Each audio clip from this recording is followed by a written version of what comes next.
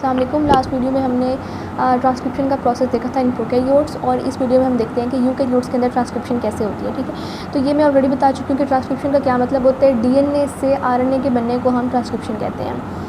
अब जो थोड़े से डिफरेंसेस हैं between the process of transcription in prokaryotes और यूकैरियोट्स, वो यहाँ पे मैंने लिख दिए हैं। अब जैसे हमने कहा था कि प्रोकैरियोट्स के अंदर सिर्फ एक ही टाइप का आरएनए पॉलीमरेज सिंथेसाइज करता है, all the 3 types of RNase. लेकिन यहाँ पर यूकैरियोट्स के अंदर आपको सेपरेट आरएनए पॉलीमरेज चाहिए होता है for the synthesis of 3 types of RNA polymerase. ठीक है, जो हमारे पास 3 टाइप्स ऑफ आरएनए। अब आरएनए पॉलीमरेज जो होता है वो राइबोसोमल आरएनए को सिंथेसाइज करता है, जो आरएनए पॉलीमरेज 2 होता है वो मैसेंजर आरएनए को सिंथेसाइज करता है, और जो आरएनए पॉलीमरेज 3 होता है वो ट्रांसफ़र आरएनए को सिंथेसाइज करता है। ठीक, इसके अलावा हमने प्रोकैरियोटिक जो ट्रांसक्रिप्शन थी उसमें कोई ट्रांसक्रिप्शन फैक्टर्स नहीं पड़े थे। ठीक है, सारा काम सिर्फ आरएनए पॉलीमरेज कर रहा था। लेकिन जो हमारे पास यूकैरियोटिक ट्रांसक्रिप्शन है उसमें ट्रांसक्रिप्शन फैक्टर्स भी आ जाते हैं, जो कि 2 तरह के होते हैं। एक जनरल ट्रांसक्रिप्शन फैक्टर्स होते हैं और एक स्पेसिफिक ट्रांसक्रिप्शन फैक्टर्स होते हैं। तो अब हम नेक्स्ट पार्ट में वीडियो के देखते हैं कि ये ट्रांसक्रिप्शन फैक्टर्स क्या होते हैं और जो यूकैरियोटिक ट्रांसक्रिप्शन है उसका प्रोसेस किस तरह चलता है। अब हमने ये भी पढ़ा था कि जब ट्रांसक्रिप्शन का प्रोसेस हो रहा होता है तो एक स्पेसिफिक सीक्वेंस होता है डीएनए के ऊपर। फॉर एग्जांपल ये टेम्पलेट डीएनए स्ट्रैंड है, इस साइट से हम अस्यूम कर लेते हैं कि ट्रांसक्रिप्शन स्टार्ट होगी, जिसको हम कहते थे ट्रांसक्रिप्शन स्टार्ट साइट। ठीक है, इसके अपस्ट्रीम पर कुछ हमारे पास स्पेसिफिक सीक्वेंसेस होते हैं जहाँ पर सबसे पहले आरएनए पॉलीमरेज जाकर बाइंड करता है और ट्रांसक्रिप्शन को इनिशिएट करता है। ठीक है, वो जो स्पेसिफिक सीक्वेंसेस थे जहाँ पर ट्रांसक्रिप्शन स्टार्ट हो रही थी, जहाँ पर फर्स्ट बाइंडिंग हो रही थी आरएनए पॉलीमरेज की, उसको हम प्रोमोटर कहा करते थे। ठीक है, अब होगा क्या कि यूकैरियोट्स के अंदर प्रोमोटर्स कहाँ पर प्रेजेंट होते हैं। एक जो प्रोमोटर रीजन होते हैं उसे हम कहते हैं टाटा बॉक्स, क्योंकि वहाँ पर जो सीक्वेंस होता है न्यूक्लियोटाइड्स का वो TA की फॉर्म के अंदर होते हैं, और वो 25 न्यूक्लियोटाइड। माइनस का ये मतलब होता है कि up stream of the transcription start site, यानी ट्रांसक्रिप्शन स्टार्ट साइट के लेफ़्ट पर अगर हम 25 न्यूक्लियोटाइड्स चलते जाएं तो हमारे पास एक रीजन आएगा जिसको हम क्या कहेंगे, जिसको हम कहेंगे टाटा बॉक्स। ठीक है, वहाँ पर TA वाला सीक्वेंस होगा, और दूसरा हमारे पास जो सीक्वेंस होता है वो होता है 70 से 80 nucleotides from the transcription start site from to the left of the transcription start site. इसको हम कहते हैं CAAT बॉक्स, क्योंकि यहाँ पर जो न्यूक्लियोटाइड का सीक्वेंस होता है वो इस तरह से होता है CAAT।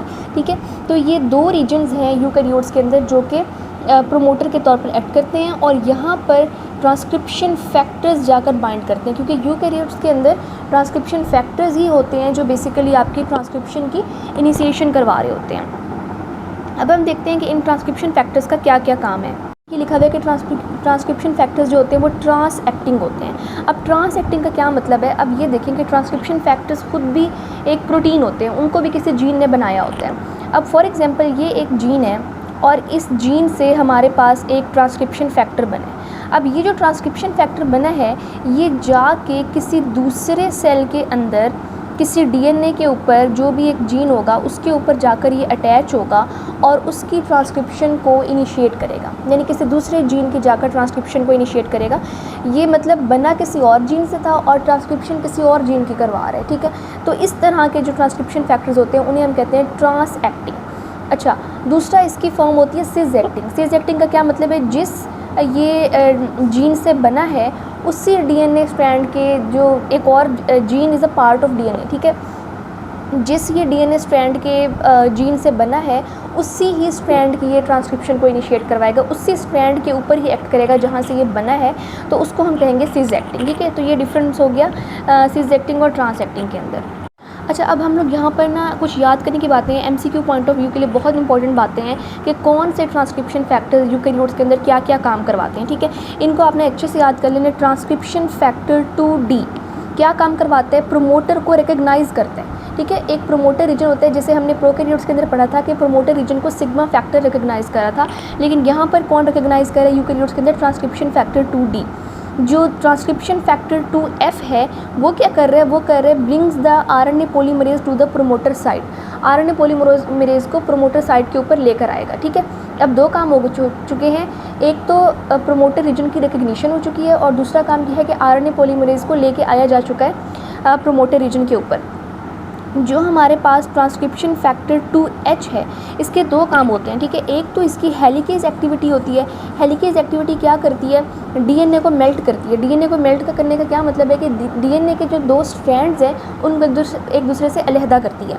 और दूसरा इसका क्या काम होता है, क्लियरेंस ऑफ द प्रोमोटर, यानी पहले जो हमारे पास ये प्रोमोटर के ऊपर बाइंड होते हैं ट्रांसक्रिप्शन फैक्टर्स, फिर ये प्रोमोटर से आगे मूव करते हैं। ये जो प्रोमोटर से को छोड़ के, पीछे छोड़ के आगे मूव करने का प्रोसेस है, इसी को हम कहते हैं क्लियरेंस ऑफ द प्रोमोटर। ठीक है, तो ये हमने पढ़ लिया जनरल ट्रांसक्रिप्शन फैक्टर्स के फंक्शंस।